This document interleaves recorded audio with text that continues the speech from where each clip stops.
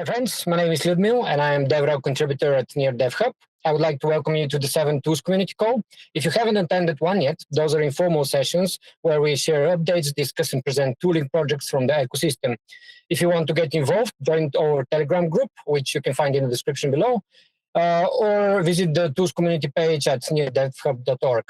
You can see the recordings of all previous sessions on DevHub's YouTube channel.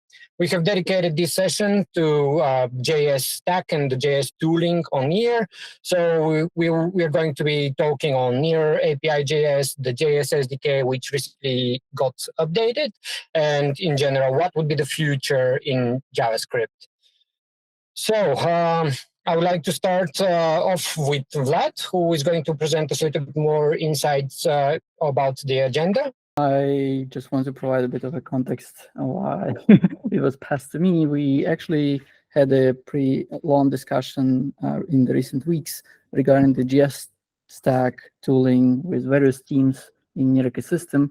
So I suggested Ludmil to use this time to actually align all of us on this matter so we can efficiently allocate resources and actually move forward as efficient as possible. So today we'll cover this JS stack specifically in the tooling ecosystem of NEAR. I promise we will have another one for Rust later, but today let's dive into, and I want to just remind all of us that we have this lovely DevHub page for the community, tooling community. You can find other communities out there as well. And all the relevant GitHub, Twitter, Telegram links right there. Without further ado, let's get into the agenda that I suggested in the chat. And that is the NEAR-SDK-JS, NEAR API.JS, and NEAR Wallet-Selector. And we have plenty of stuff to discuss there. But let's align all of us on the terminology first. So NEAR-SDK-JS is something is a SDK that we, as a community, and initially Pagoda contributed a lot to build the nice framework to build apps or contracts in JavaScript for NEAR, which is in my opinion, is very novel. In technicality, it's not a rocket science, but definitely requires a lot of very careful crafting because we have on NEAR Wasm runtime, so we can basically compile any C code to it, which we did with JavaScript runtime as well.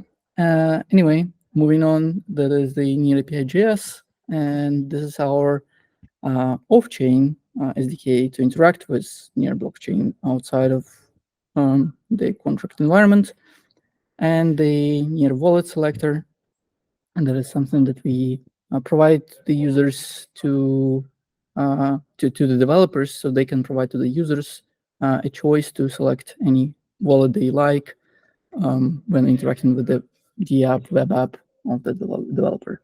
And we have plenty of ideas how to evolve each of those directions. And today I will invite LimeChain team who maintained NEAR API.JS for the recent, I guess, year or so, and Pagoda team who previously maintained it and authored it to provide their inputs and ideas how to evolve it further.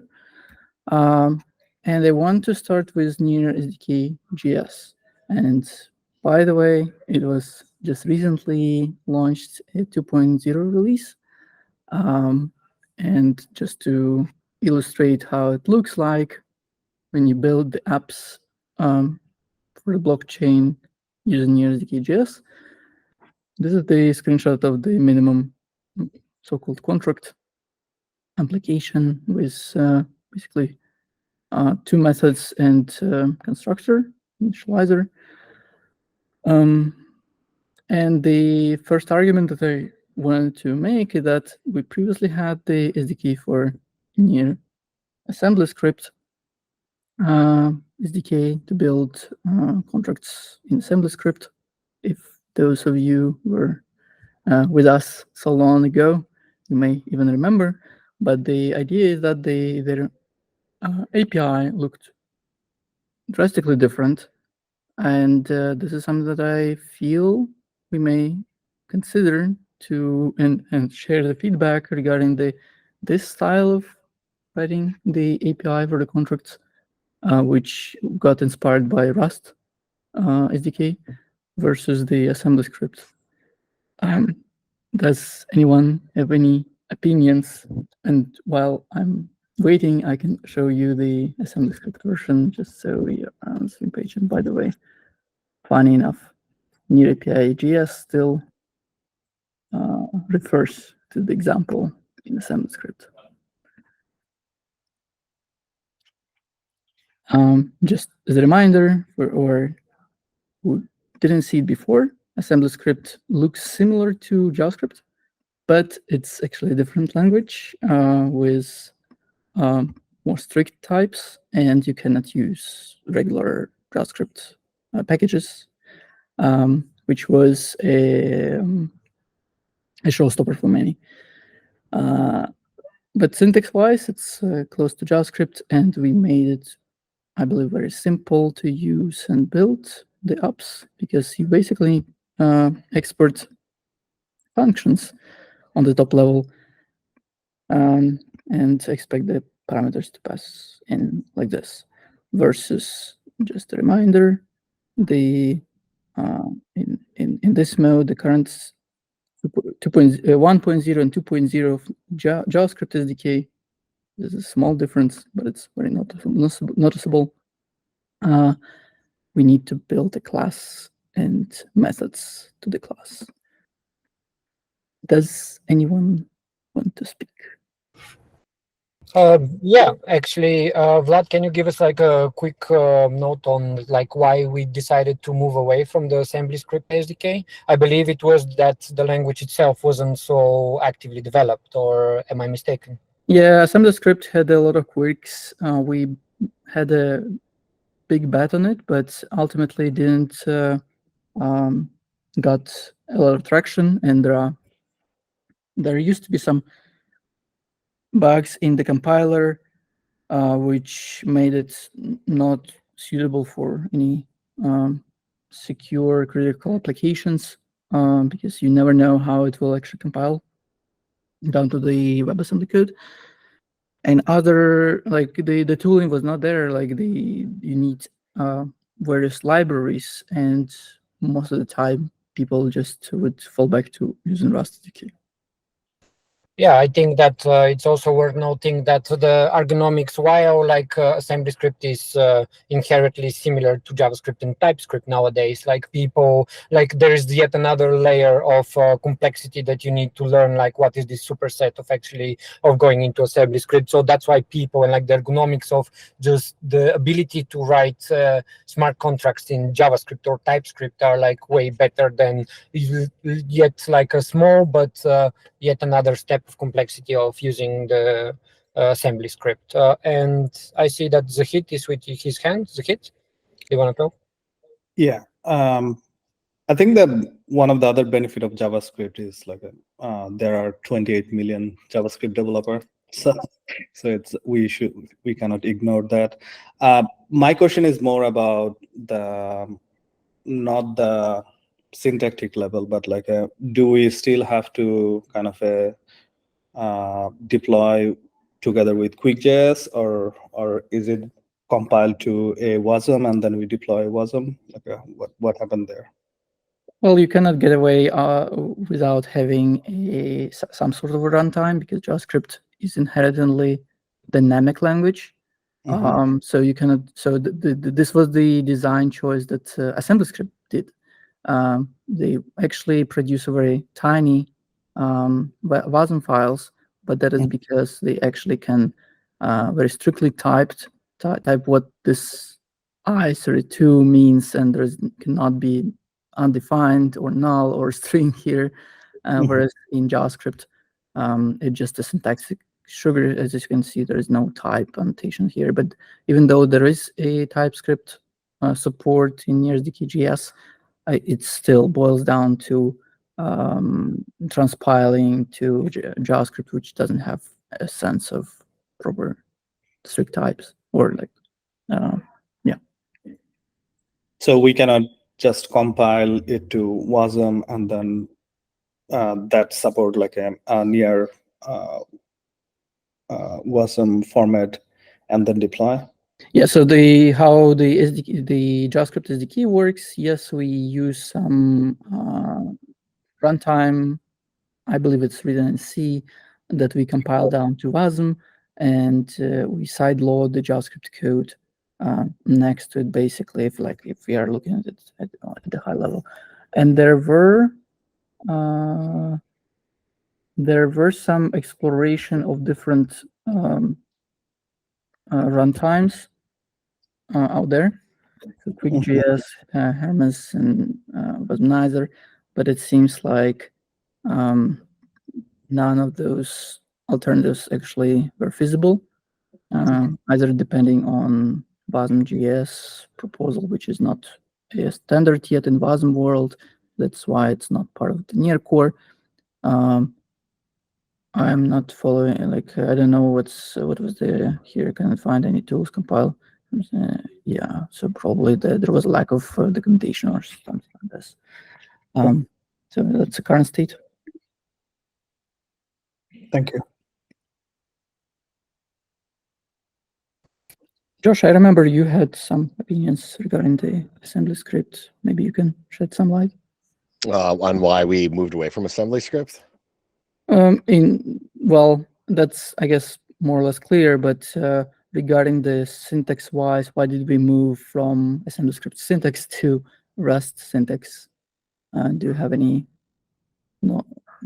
knowledge, memory of that? I don't remember. I just remember like messing around with assembly script and finding some very, very primitive things that were wrong with it, where it didn't understand certain values were greater than or less than. And also, as we were going through trying to get support for it, the ecosystem itself was only managed by like 1 or 2 individuals, and trying to get like some support for some things and getting some features that we wanted to get done with it. The bandwidth was assembly script wise, it's clear, like it's not no go, but for JavaScript we could have gone with 2 different syntaxes we support. This shenanigans around the classes and constructors and methods, or going very simple, like set value is just like a standalone function, and there is no self, there is no this. It's just like you interact with the storage directly.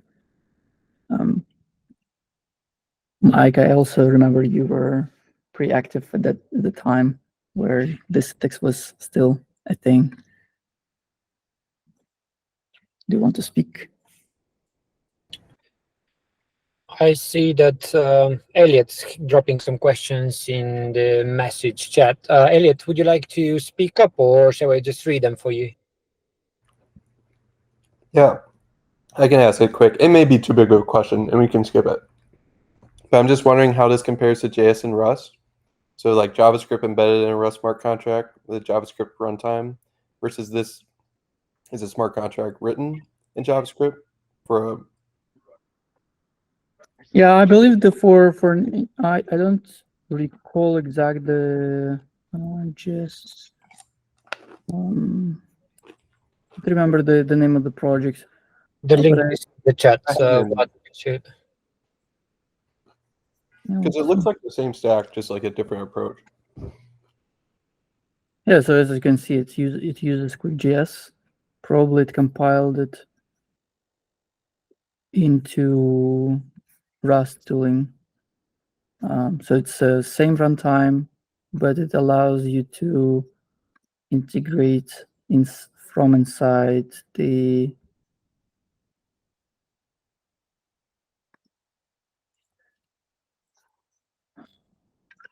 contract. I guess this one. So my guess that it just allows it to execute some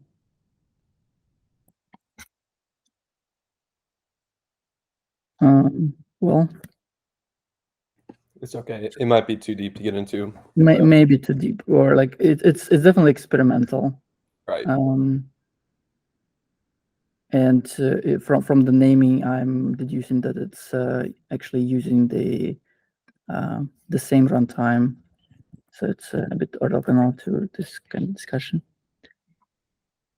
But it definitely just allows you to basically call some JavaScript code from your Rust functions. So you write your functions using potentially NEAR-SDK-JS, and then just execute JavaScript code. So it could potentially allow you to make dynamic logic inside your function call.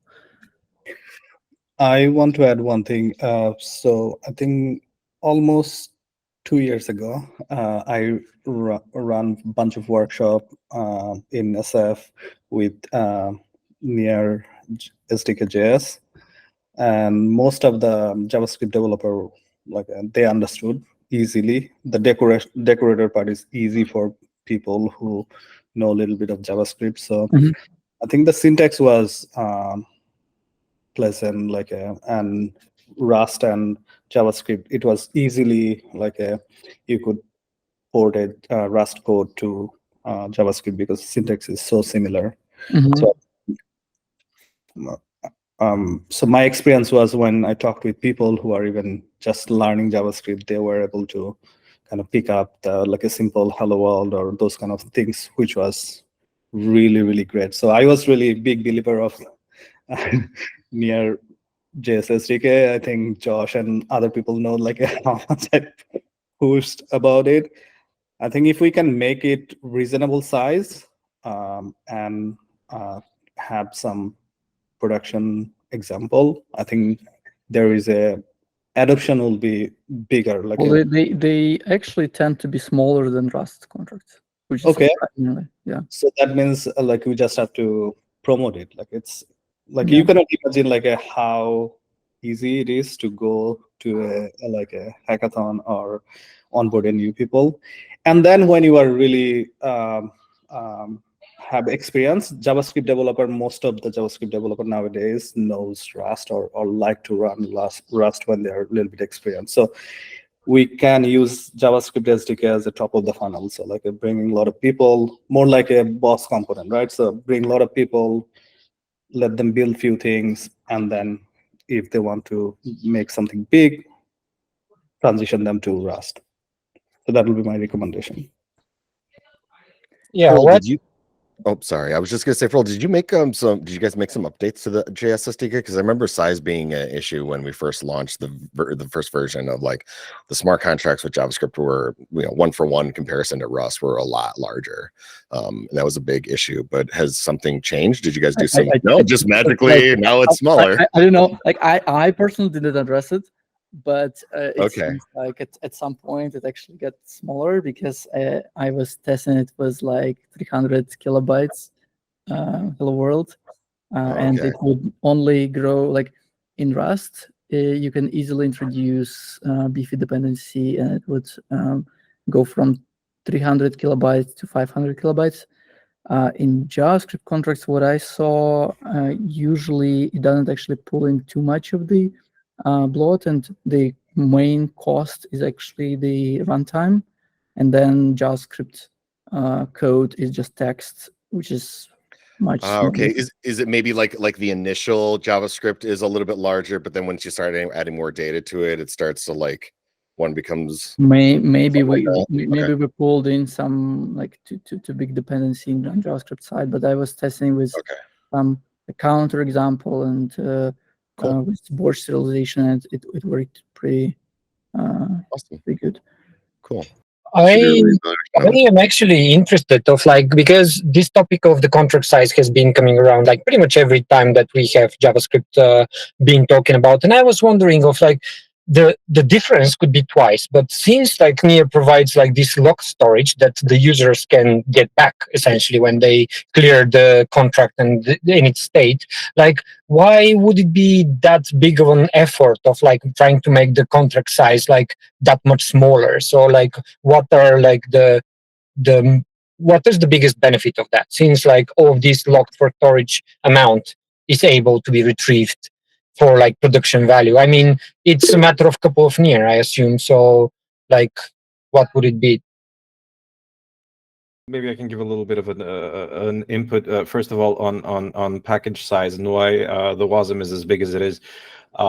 Basically, if you compile and you do kind of a decompilation of it, you can see that about 25% of it is variable storage. Now, the sad part is I cannot see exactly which variables are stored, right?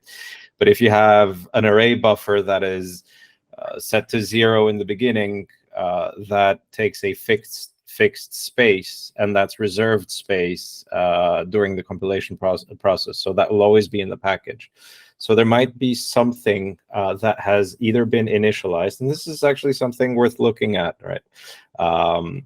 If you think about the effort that it takes, I mean, spending a couple of weeks on just looking at the dependencies, right? Going from the SDK to the API to the builder as well, right? The C builder, and just looking at that chain, I think a couple of weeks at least, just to get an idea of, you know, why it happens, what's going on, taking a look at the variable changes, and maybe, you know, reducing, because like I said, the initial hello world is about 400 kilobytes, give or take, out of which 90 something, almost 100 are some memory storage, right? Just some memory register that's being stored. It's not doing anything. It's not being accessed. It just exists there. So this might be one of the reasons. For dynamic allocation there.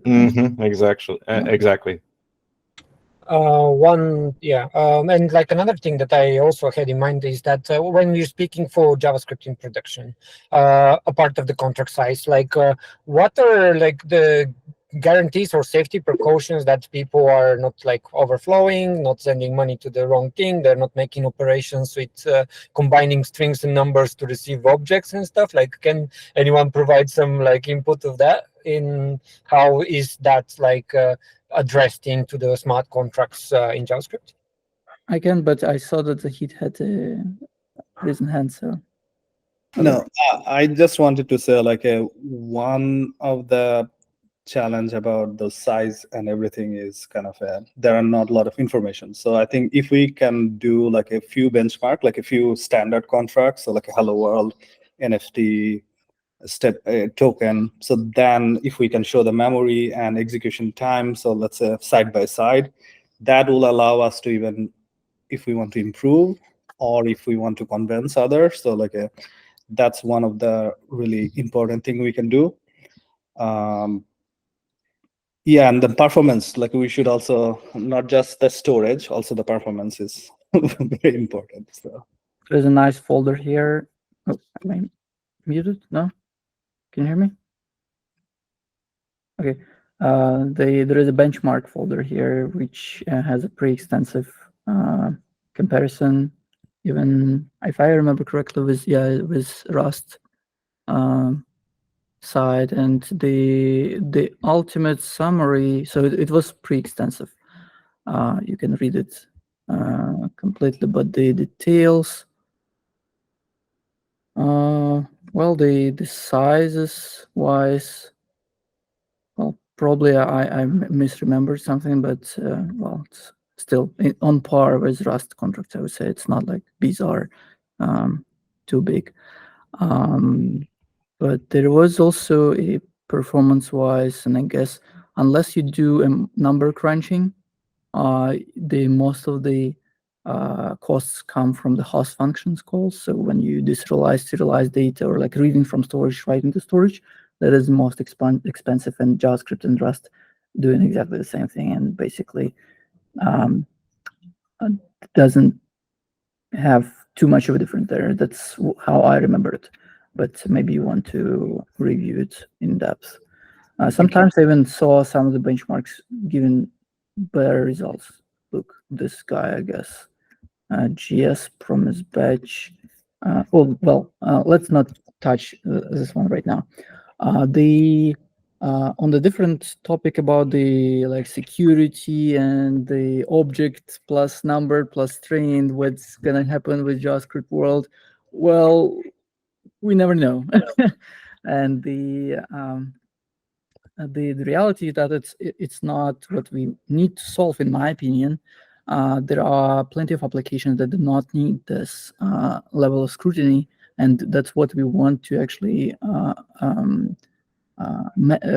like send a message to the community that not every app needs this security aspect. You still have the history on chain. You can always just recover it with indexing and reapplying the data if necessary. And applications like DevHub, for example, could have been built in JavaScript. There is nothing really like too critical. It's, in my opinion, still much more convenient to build bigger apps in Rust, because just compile time checks are helping a lot. But when you are building during the hackathon, Rust might not be the best choice, and you just want to get things done very quickly. And I think that is a lot of value for NEAR ecosystem, for the developers to choose between when the tool is right for the thing they want to accomplish. Thank you. Yeah. So if like more people are interested into talking into the SDK and stuff, just join the tools community chat in the Telegram group actually, and yeah, and provide some more input and like spark discussions. Thanks everyone for your input. I believe next on the agenda was the API.js, if I'm correct. Yep. We have two people from LimeChain as well that. And they would be talking about it. But Vlad, if you want to provide some context on it as well, you can go. Just a little bit, just 1 second, one slide, basically, just to remind everybody here what we're talking about. So this is the API. Well, let's probably open some code right here. So it's in cookbook. And that's how we can see that NEAR API.js could be used. So you import or require the certain APIs available to you. Then you can use them by instantiating the NEAR connection to the RPC. Then you initiate this like account, and then you can prepare a transaction and send the transaction and call view functions on the chain using these APIs. This code is designed to be run either in the browser or on your Node.js environment, so it's not executed on chain. And the cornerstones here are usually key management and the API itself, understanding when you need to send a transaction or when you want to have a view function, and how to manage all of that, and why the heck we need to call a view function on an account, which is totally nonsense. But it's a different story. I want to and in my opinion, this API has proved to be cumbersome to many of us, and a lot of folks on this call actually acquired a lot of experience maintaining, building, improving, and building upon this NEAR API.js. So I will stop here and let you guys speak and suggest the ways forward. And I want to hear both LimeChain, who previously maintained it, and Pagoda folks who are and currently maintaining, and Pagoda folks, because they have also a lot of context here. Okay, we have Michael from Pagoda. Mike, can you? Yeah. Okay. Hey guys. Yeah. So for anyone who doesn't know me, I'm an engineering manager at Pagoda, and then I have it here as well Andy and Pavel, who are senior engineers on the team, and then Josh is our product guy, who you guys all probably already know. So Yeah, we have some bandwidth on our team at Pagoda and an opportunity to refocus some of our efforts towards, really impactful stuff like developer tooling and NEAR-API-JS, especially, Vlad calling out some of the pains that have been experienced there. And I can speak firsthand to that because last week I was like, okay, let me take a step back and kind of try this and see where things are at, looking at someone who's like coming in fresh, looking at the documentation, trying to get up and running. And it was painful, to be honest. I ran into some things out of the gate where it was just kind of like a mismatch of like documentation, overly cumbersome APIs, and just kind of like an incomplete picture of how to really get started. So that being said, we have Andy, who has some deep history with NEAR-API-JS, who worked on the modularization of some of the pieces there. And we've been talking about some improvements that can be made just to the NEAR-API-JS core interface layer before we get to the point of really how do we like make this nice to expose to different frameworks and things like that. So that being said, I've kind of set the stage. I'm going to have Andy talk a little bit more on specifics of some ideas that he's had on improvements I'd like to see. And Andy had asked that first thing you touch on is kind of an overview of where we stand with like the NEAR-API-JS package versus the NEAR-JS packages, because I think the documentation misses kind of calling out the existence of both of these things, and some people might not be aware. Thanks, Michael. Yeah, so I'm Andy, intimately familiar with some of NEAR-API-JS, and like Michael was saying, I was in charge of decomposing that whole package into its constituent kind of pieces, really to just define the relationships between the different concepts and primitives in there.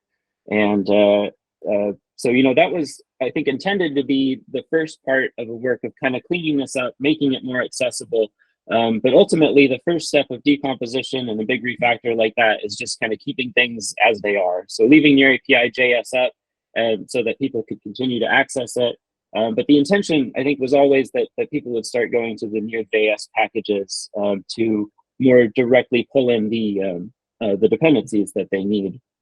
And so as we were kind of talking about this and, what are the shortcomings and what are the things that we're not exposing to users, to developers, I think really what we're missing, we have this gap here where we're not showing you, what does the composition look like? How do I take these pieces together, account and key store and things, and put it together in such a way that you can use it? And I think what we really saw that was missing was just a way to directly kind of map some functionality in NEAR-API-JS to an intention, to a behavior that you want to see. So a good example that Michael gave, and part of his struggle was just, how do I get account balance? Something really straightforward. And like at a minimum, what do you need to know? Well, you need to know what network you're on and what account you want to know, and that's essentially it. What you have to do now is, I think, pull in 2 packages, and probably take you 4 or 5 lines to write this whole thing. And if you don't do it in the right way, it's going to break because the account expects a signer. And why do I need to sign if I just want to look at some RPC data? So I think cumbersome is a really nice way to say it, Vlad. But yeah, it's kind of an awkward sticking point, and I think it's just unnecessarily difficult to interact with a lot of these things, this low level and even high level concepts. Josh pointed out we have the cookbooks, right? Why can't you just, if the cookbook is called get account balance, why isn't there just a function called get account balance that I could then import, that I could pass the configuration to? And so I think we've identified, just this big gulf that we'd like to address and shore up. And, having gone through and disentangled a lot of these relationships, I sort of am coming from a place of knowing where a lot of the baggage is and how we can move forward and present a more refined interface without bringing in this baggage, so that other people, when they want to extend this, they're not having to say, oh, I can't make this a different package because I can't decouple it from the accounts class or something. Like, that's what we want to get away from, because that is hard. There's not an obvious way to do it, and it doesn't need to be hard. So that's my pitch. Yeah, what I can say from providing support to the to the channels. Yeah, to the public channels, developers are hitting like a hard time of actually getting this information, and like all the cumbersome steps that they have to set up their connection, and like even a lot of times comes up of like that they need to set up a wallet in order to introduce a contract that they want to interact from their front end. So like people are hitting like a lot of these issues. So like what you just spoke for like hits very like the very nail that people are also like trying to escape from. So I would I would assume everyone on this call would agree on that. So yeah. I'm sure people have seen it in varying contexts and capacities. Like, why is this so difficult? And I see a question from Vlad, maybe, or was it answered, Vlad? No, I want to hear the side from the LimeChain team, what they how is their experience and what they had in mind, because they were also thinking through this problem. Yeah, thanks. Most of you guys don't know me. I'm Marin from LimeChain. Basically, I'm a solutions architect within LimeChain. I have Pavel over here, so we also have a Pavel. There are two of them currently. So I fully appreciate Andy's points here. I completely understand, and really also from a solutions architecture perspective, it is a nightmare to even go from chain to chain, let alone within the same ecosystem, let alone go for something that abstracts something that most developers or most blockchain developers are familiar with, right? Into something that is completely unknown. Our team basically has been kind of thinking of a few things on how to make things easier, right? Documentation improvement is definitely something that needs to be done. Two things that need to happen over here are, first of all, separating documentation from front end and back end, right? I think a lot of focus has been put on kind of a front end and JS contract perspective. But we also need to understand that there are backend systems that can run contract things, right? They can call contract functions and get information. So one of the attempts is to actually improve kind of the sample set of projects that kind of show this within that cookbook, within these situations, right? Additionally, right, the other point is from how we see it, right? If you look at an API, you have your set of core libraries, and then you have your wrappers around these core functions. On one side, and I think Andy also mentioned this, improving some of that core functionality is extremely important. But also we need to take a look at the potential users and the potential adopters here. Some of them might be new and fresh, familiar to a very limited subset of knowledge. For example, they might just be knowledgeable of React framework, like React, right? And we're not talking about React from 6 years ago. We're talking about React 18, and that's all they know. So they will be limited and are limited to concepts such as hooks, but they don't understand primitives the same way we do from back in the day. What that means is creating a set of wrappers around the APIs to function with these hooks, right? So, or to function as hooks within React, just to kind of improve some of that adoption, right? And these ones can be, again, as mentioned before, they can be some of the basic things, using a connector or using an account manager, right, to see what your address is, whether you're connected or disconnected. Things such as, get my balance without having those complications. I think we're really going within the same frame of thought here. How can we make some of the most basic things basic and keep that, right? Basic contract interaction. And then you have the other side, which can be contract logic, which can be a lot more complicated. Maybe separating these and working on a separation of these two is key over here. So this is actually something that that our team has kind of been thinking about and focusing on improving. So increasing the hooks, increasing the examples for the backend, and then there are other quality of life improvements that come in over here, right? So we can have, for example, multi-access keys, for example, that would allow us to do things in different areas without having to continuously sign, or the complete opposite, where we have very, very fine control with limited access keys and key pairs, which could do these things as well.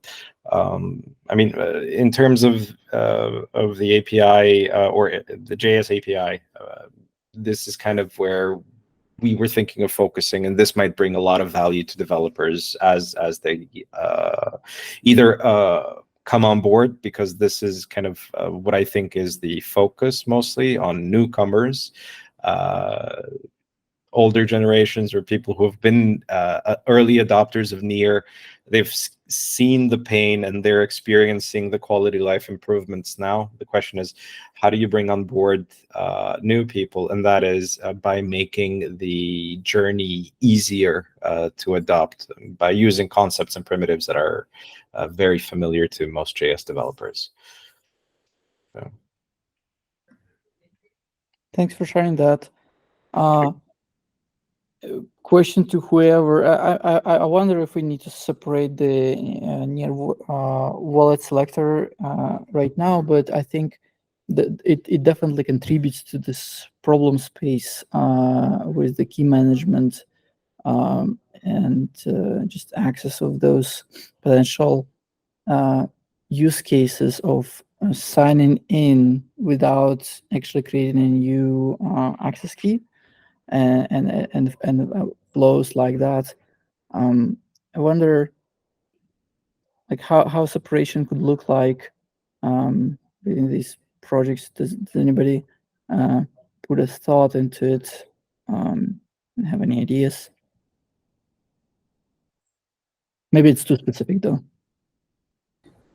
Like maybe just to provide a bit more context about what I'm talking about, the Wallet-Selector is this separate project, Wallet-Selector, which is the collection of packages which are integration into different wallets on NEAR ecosystem, which you can, as a developer of a web application, as you can see along the list, you basically plug and play into your, I assume, React or Angular application, and you get this nice dialog when you click on login thing, and you can provide your users with basically choice of which wallet they want to use to log in or sign transactions.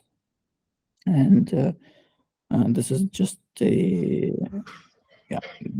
basically it's your choice which wallets to support, and then you initialize it and somehow it's done. But there are definitely a lot underneath. Marin? Yeah, so my team, our team has basically kind of taken an interest, deep interest into the wallet, because there's definitely room for improvement over there.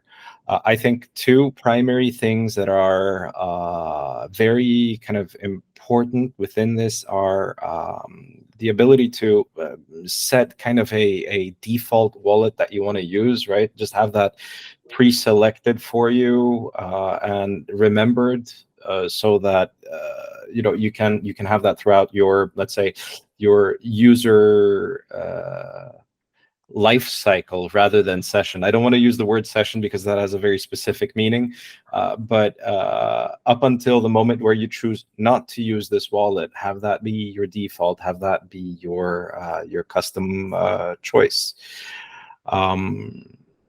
And the second option here is the ability to pin them. Actually, have a limited set of wallets that you choose from. What I would do here is I'd do kind of something where you have a priority list, and you've kind of set your priority list, and the first one is the default, and then if you choose to, you can kind of I'm sorry to interrupt. Yeah. Just to bring more context here, I think in the context of NEAR-API-JS, the Wallet-Selector should be viewed as a key management solution, sort of. So it's your key store that is not a local storage, but actually your API for signing a transaction. And there are plenty of problems out there that I see is when you want to interact with several contracts using several limited access keys managed for you, or you want potentially to use a Wallet-Selector to sign transactions to prepare them for DAO, for example. Mm-hmm. So instead of sending them as is, you actually wrap them into add proposal and submit it to the DAO contracts.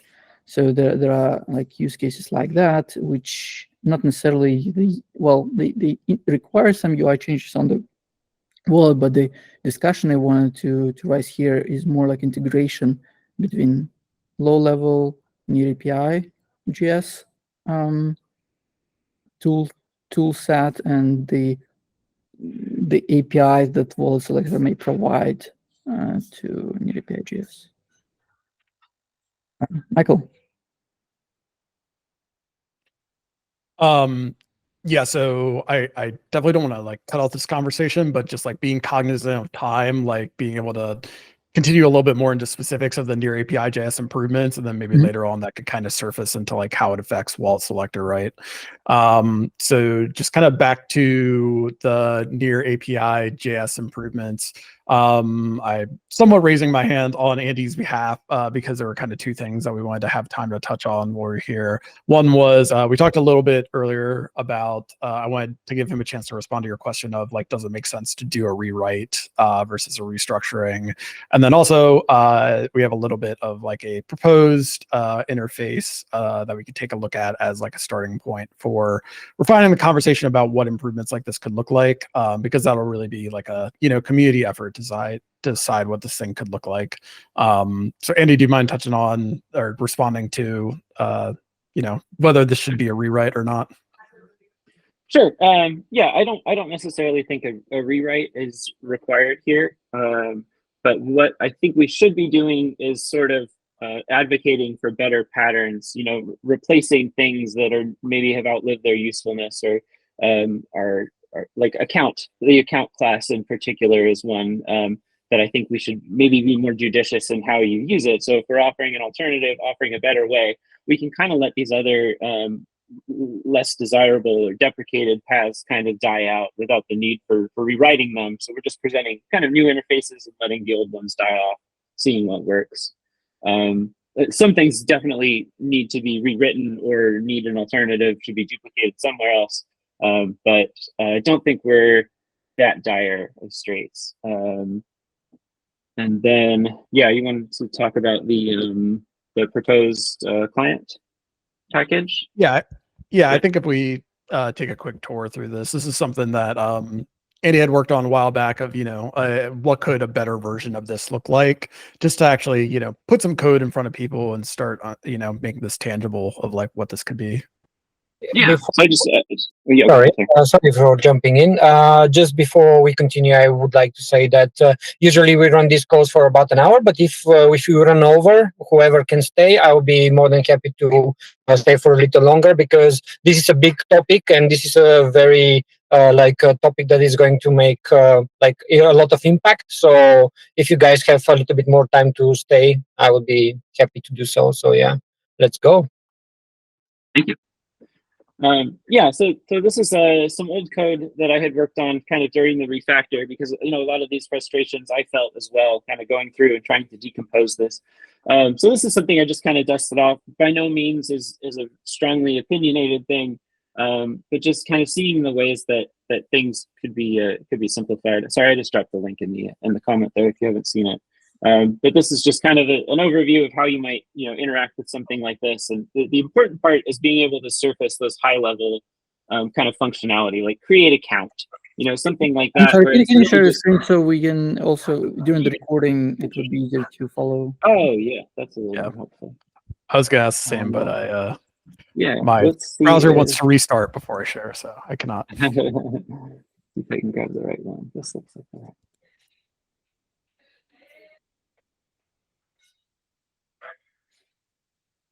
Okay. Yeah, so this is just what I'm talking about in here. So being able to surface these things like create account at a high level is really going to let us compose this directory of methods that could then be composed in. The idea is these would be just core functions you'd be able to use in any context. But then if you want to encapsulate these within a hook, you want to couple this to application lifecycle, then it just becomes kind of a trivial thing, like just wrapping it inside of that lifecycle, being aware of what kind of state and things you need to be able to sign transactions or fetch things. Yeah, I mean, and really what we're I think trying to get away from is needing to import multiple things based on the use case that you're trying to do, like viewing versus signing transactions. I think there's a difference between 2 or 3 imports you need if you're trying to sign a transaction. Whereas these things could be a little bit more fluid and composable. And so you see, I kind of have this kind of janky fluid API where you're just sort of annotating what is it that you want. If I'm going to be signing, so I need to initialize a key store, and I would tell it some parameters about where that key store is. A ledger is going to need a much different initialization than an unencrypted file system store. And I kind of took the chance in here to just quickly rewrite some of the cookbook examples and just show you what they could look like instead if you're not having to pull in all of these packages and initialize all of these things. So definitely just kind of a start to get the conversation going. How can we just surface these high level, again, functions that map to really specific behaviors on chain? Yeah. I think especially just seeing like just initializing a client and using it to call immediately into like view calls and exposing like a get balance function and things like that that covers such a large percentage of the use cases that people want out of NEAR-API-JS that they're being held back from completing just because it requires a little bit more upfront. Yeah, and a lot of these APIs you'd have to be tapping into are really, you're maybe interested in 5% of what it's offering, and who knows how much of it is actually relevant. But it's kind of on you to dig through that. So having a package, a layer where we can expose these high level things and let you build off of them is really a big missing gap in what we have.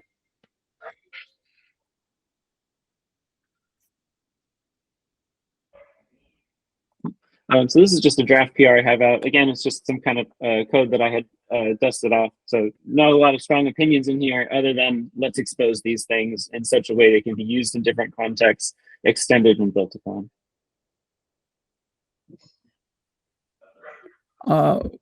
I have to say that I haven't seen this before.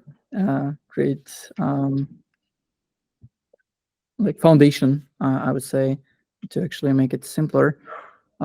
Though definitely I think there will be more polishing required and thinking through of like a better structure here and there that I see right now, but I definitely see a lot of improvement in exploring this direction.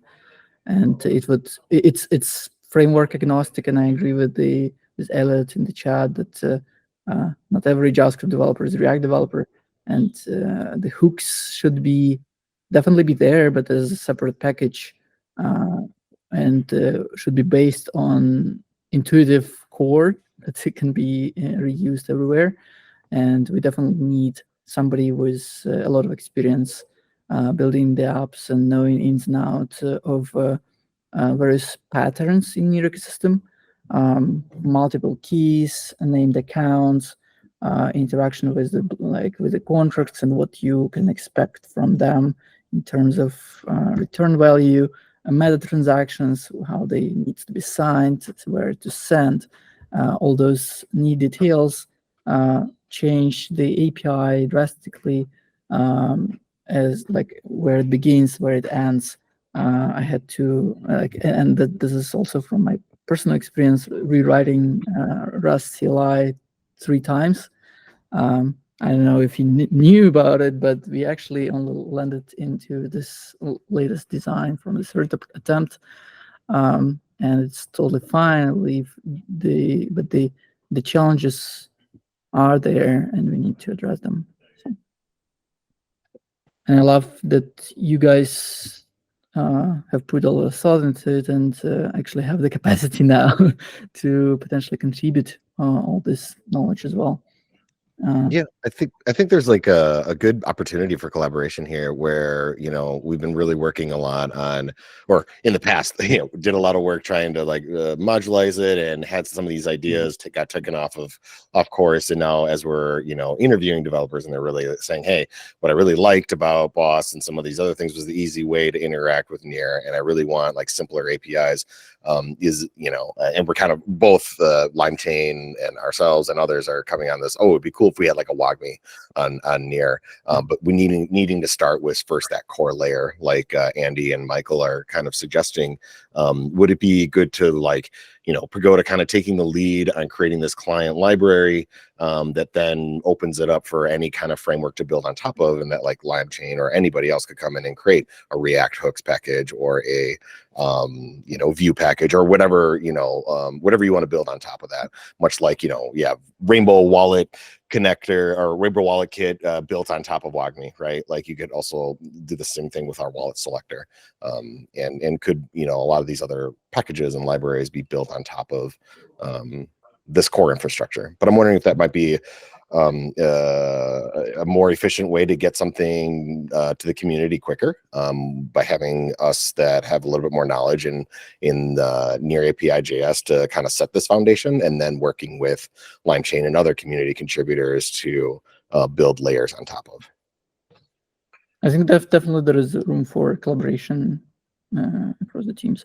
And also, if I may drop some ideas right here, just for recording, I think NEAR CLI REST could be also pretty nice inspiration if we consider just every single command is like dot notation. So NEAR.account list keys dot or like a function call with where you provide the account ID, and then you also specify like which network you want to call it, and like if you want to call it at the block height or like the latest, and then basically your JavaScript command could look like something essentially like this, but just throwing ideas. Yeah, Pavel Ivanov also says in the chat, improving the core functionality will give us the ability to encapsulate the sense and logic in modular and reusable manner. This will enable us to warp these core functionalities into React hooks for React applications, or utilize them for Vue.js with Composition API, and Angular with its services and dependency injections. So yeah, like having it modular and like not necessarily going into one direction of just supporting hooks, and like being as well, building blocks at a lower level, would, I think that as a foundation would be definitely way better than having it incorporated straight into the API. And another question that we had a little bit earlier that I want, if anyone can provide some context on, this was from Jazz, and it is that it is saying in NEAR-API-JS, you like oversee some old primitive called JSVM ID. Not sure what this is exactly. Is it related to the JavaScript contract somehow? And I remember that it used to be something to do with Enclave, if I'm not mistaken, and it hasn't been used for a while. So, like, can any one of you provide some more context of as to why this was existing, and like where can we provide? It's deprecated. You don't need to look into it. It was the old way of setting up the JavaScript runtime. So before you would instead of having an independent contract with the VM and your JavaScript code, it was a single contract with JavaScript enclave, where the VM was there, and we would deploy add more different contracts from different users into this one beefy massive account. And this, if I remember correctly, this is what it refers to. The part is not used. I think that it's still required up until recently when I checked it. So this is something we should get rid of. So yeah. Eventually. Yeah, that entire connect pattern is problematic, I think, because it makes you think you need a lot more things than you actually do. And the JSVM idea is a really great example of that, where like it hasn't been exactly. Yeah. Yeah, amazing. So if there are any questions or thoughts on NEAR-API.js, then let us hear them. And if not, we can circle back to what was supposed to come after on the agenda. That was the Wallet-Selector. So if anyone wants to bring in what are your thoughts, more of what was already covered, and what would be the probable way forward of making stuff easier for developers, I would love to hear it. Unfortunately, I have to jump to another call. And also, we had the discussion in the chat that we may want to potentially invite the Wallet teams to also discuss the Wallet-Selector at a bigger room, basically. So I suggest we save this topic for later. But we need what I encourage us to think through the scheme management underneath, because that is a bit outside of the Wallet-Selector.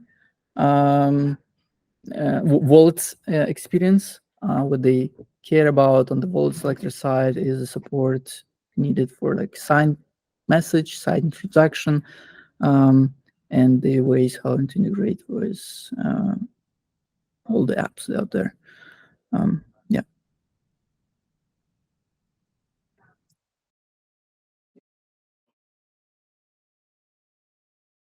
All right. So if there is nothing otherwise to set in the chat, then I would like to thank you all for joining us today.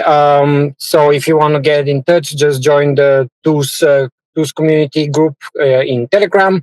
You can see the QR on your screen. We have the DevHub newsletter. Definitely sign in and subscribe for those, because this is basically a rundown weekly of all things around the ecosystem, dev related.